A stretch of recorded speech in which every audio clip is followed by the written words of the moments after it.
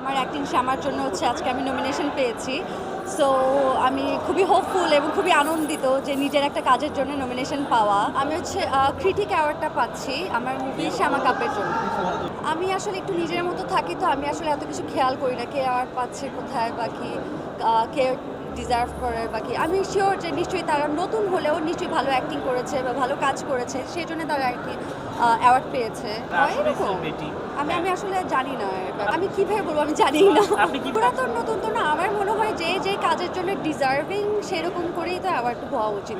কে পুরান কে নতুন সেইভাবে তো অ্যাওয়ার্ড হয় না। এখন আমি এর মাঝে আমার 3টা সিনেমার কাজ শেষ করেছি, সেগুলো এখন রিলিজের জন্য ওয়েট করছি। এছাড়া নাটক বা অন্যান্য যেসব কাজ সেগুলো তো চলছে।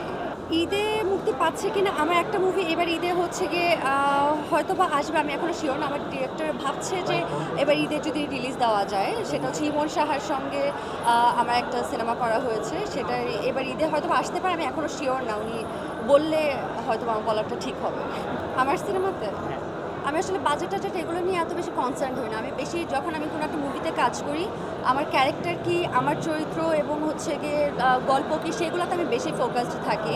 বাজেট এবং ওই ইস্যুগুলোতে আমি এত বেশি যেতে পারি না। আর তাছাড়া বাজেট তো গিয়ে এটা গল্প কি সব কিছুর উপর ডিপেন্ড করে। এখন যদি অনেকগুলো আমি বড় আর্টিস্ট নেই এবং লোকেশন দেশের বাইরে বা কঠিন কিংবা ডিফারেন্ট টাইম জোনের আমরা যাই, তাহলে তো বাজেট অবভিয়াসলি বাড়তে হবে। কিন্তু আমার গল্পে যদি একটা সেম লোকেশনের মধ্যে হয়ে যাচ্ছে 2-1জন অ্যাক্টর দিয়ে, তাহলে তো বাজেট অবভিয়াসলি পাবে। এটা তো ডিপেন্ড করে আমি কী কাজ করছি সেটার উপর ডিপেন্ড। বাংলাদেশে আইডল কি? বাংলাদেশে আইডল জয়া আহসান, সুবর্ণা মুস্তাফা। নায়ক তো সবাইকেই ভালো লাগে, সবাই ভালো কাজ করছে।